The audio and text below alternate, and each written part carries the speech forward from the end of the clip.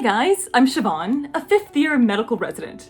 Now, I've got to update you guys because what I'm doing these days is really different than usual. So right now, I'm doing a 1-month elective at the ABC News Medical Unit.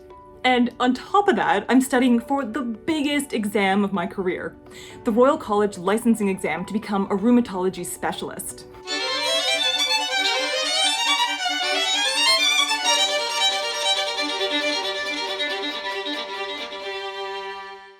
So first, let me tell you about this elective at ABC News.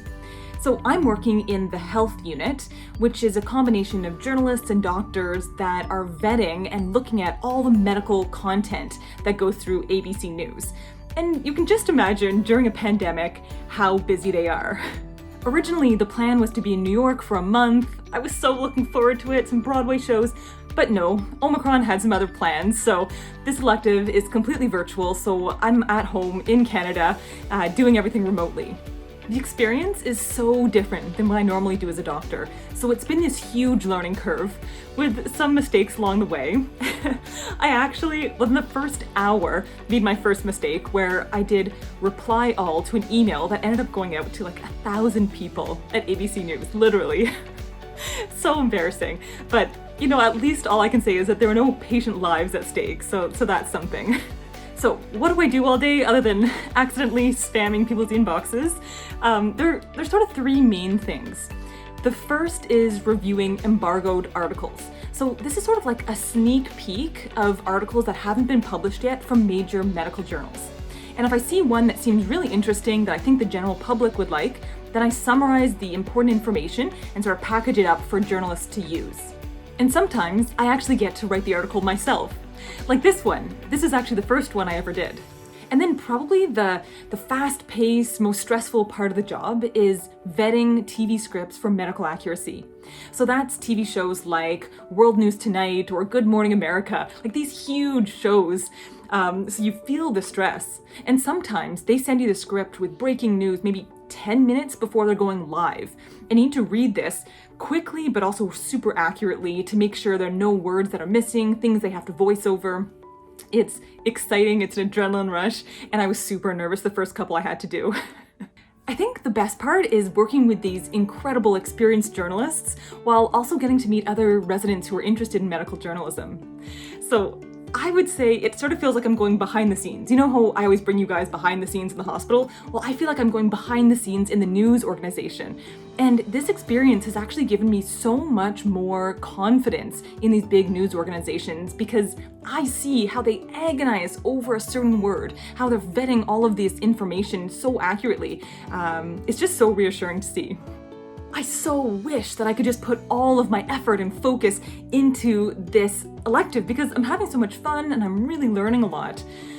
But I can't because when I'm not working there, I am studying. I'm studying for this exam that feels like it's just taking over my life right now. So, oh my gosh, it's a 2-part exam. The first is a written exam that's in March, and then the second part is an oral exam in June. I feel like I wake up thinking about it, go to sleep thinking about it, and it's coming up. And it may sound like a long way away, but it's not. There's so much material to cover. So the written exam is short answer, and pretty much everything in medicine up till now has been multiple choice. So it's a big change, and I think multiple choice is easier because you can just recognize the answer. You don't actually have to pick it out of your brain, because if you forget, you can't write anything down. So what I've decided to do is study mainly using cue cards. And at this point, I've got about 2,500 cue cards. I know, I've gone a little wild. But I really think it's the best way to sort of drill this and memorize it. And I'm using an app called Anki. And I actually made a video all about this. So if you want, take a look up here. I'll leave the link so that you can take a look if you want to learn more. And for such a big exam, most residents study in a group. So I'm in a study group with 3 other residents, and we've been meeting on a weekly basis since July. Now it's, less than 2 months until the exam, so it's pretty much that cramming the information on your own. So it's mainly, talking to each other over WhatsApp, clarifying things, staying connected. It's so nice knowing that I'm not the only one doing this right now. So that's my life right now. Wake up, study before work, go to work. Right now that's the ABC elective, but soon I'll be back in the hospital. come home, study for the evening, and repeat. I feel like I'm in one of those movies where the day just keeps repeating, like Groundhog Day. So that's what it feels like, this never-ending day of studying. Which is why, I hate to say it, but I need to cut back on making new videos right now and just really focus on this exam, just get it done. But I'm gonna miss you guys, and I just really value your support so much. So I don't want to leave you high and dry, so I figured that I could give you some updates about some of my favorite videos, just for fun. So one video that really stands out to me is the one where I interviewed Chris, a man who hiccuped for 3 years before doctors figured out what was causing his hiccups. Then you start to feel the dead end hitting you, the wall, where you're like, oh no, is this going to last forever? And then at one point, probably 4 o'clock in the morning, still hiccuping or whatever, I thought, well, I'll just write a letter to our local newspaper, just like, if there's anyone out there that can just please help me. And I'm not going to tell you what the twist was, because it is an exciting diagnosis, I've got to tell you. But I want to say that Chris is doing so well now. Like, the hiccups haven't come back. He's enjoying himself. He's in France right now, actually looking after alpacas on an alpaca farm of all places, and just living his best life and enjoying his health. And another video where I've got an update was one of the ICU shifts that I did where I was caring for a man who had multiple seizures, and it ended up being because of alcohol withdrawal.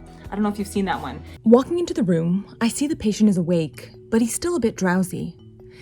He tells me that he's been struggling with depression during the pandemic and that he started drinking during the day since he's been working at home. When I ask him how much he's been drinking, he looked embarrassed, and then he finally told me that it's about 24 beers per day. At first, he was able to keep up with work, but recently he's been called out for making silly mistakes and missing deadlines.